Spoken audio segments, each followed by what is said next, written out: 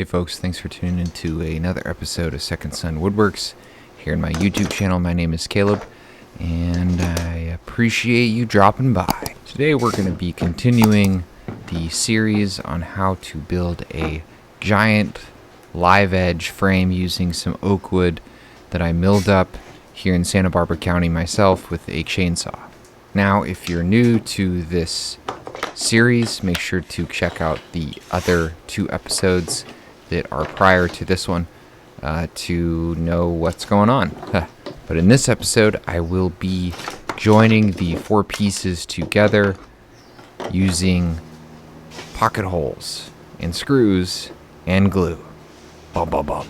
But before moving on to doing the pocket holes, I wanted to make sure that the tile mosaic fit inside of those rabbets. And it indeed did fit like a glove. So then I had the opportunity, or I guess you could say the permission, from the woodworking gods to move on to the next portion of the project, which was drilling the holes for the pocket holes, which I used a drill bit from Craig to do the drill holes for the pocket holes. Holes on holes. And if you don't have that drill bit, get one. It's really helpful. But I did use a smaller drill bit and a steel punch to start the holes before moving on to using that Craig drill bit, which has a stopper on it that I added. And then just like that, it was time to put in the first screw, which every joint I put 2 to 3 screws, and I did the actual drilling and the screwing before I did the gluing. The screws really just act like a clamp for the wood as the glue dried, which I added quite a bit of glue, you'll see later on, and I had the additional help of the strap clamp. So between the screws, the glue, and the strap clamp, it was a pretty solid frame, I gotta say. And if you're questioning that, wait till the end and you'll see, and you'll know what I'm talking about.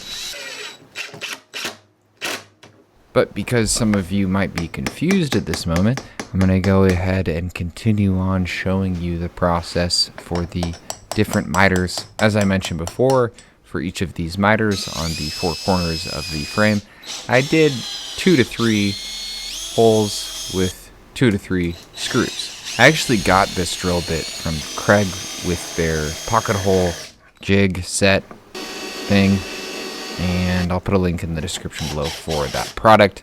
It has certainly become very useful, but in this case I couldn't use the jig itself, and so I just used the drill bit. Now this is as good of time as any other to go ahead and ask you to hit that subscribe button down below if you're enjoying this content, and hit the bell icon next to it so you stay notified when I release new project videos. Thanks for doing that. Now back to the woodworking project that is currently at hand.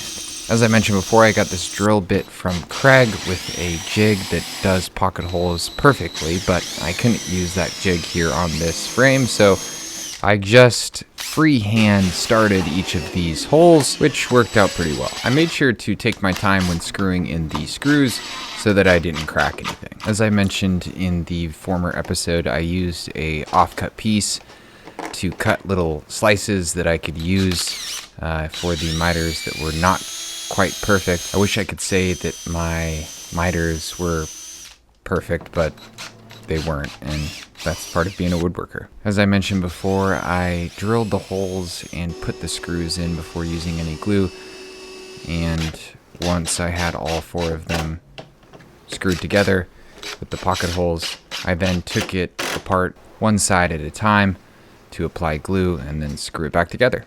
This long square bit that came with the Craig set is really useful for these screws that have the square head. I'll put links in the description below. If you use those links to buy the product from Amazon, I'll get just a little bit of money, and it supports the channel, which is a good way to support the channel. And speaking of supporting the channel, you should hit that subscribe button. Do it right now. Yeah, down there or up there, wherever it is.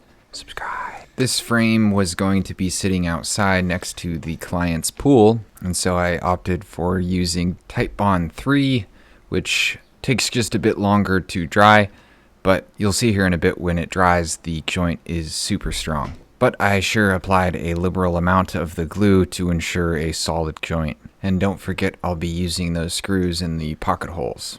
I also made sure to slip the little shim that I cut into one of those joints. And then I moved on to putting the screws into the two different miters. And at this point I knew that they were pretty final and that they wouldn't be coming out ever again, hopefully. These screws really were just serving as clamps, but also for a long time. They get to stay there, which is kind of nice. After that, it was time to move to the other side of the frame to glue the other two miters together. I believe this was the top of the frame, and so I took out the screws, laid down some paper towels to catch some of the glue, and then I applied the Titebond 3. You'll see later on in this video that I end up filling the voids in each of the joints with extra Titebond, and then I put the piece back down, put in the shim for one of the miters, and then pushed everything together and screwed those screws on in.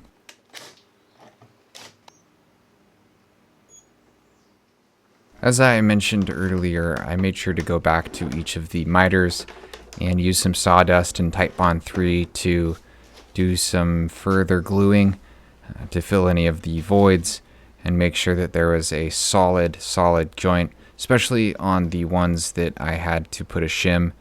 I wanted to make sure that there was plenty of glue in there, and I would be sanding it all off later, or at least enough, since this would actually just be the back side of the frame and you won't be seeing it when it's hanging up on the wall.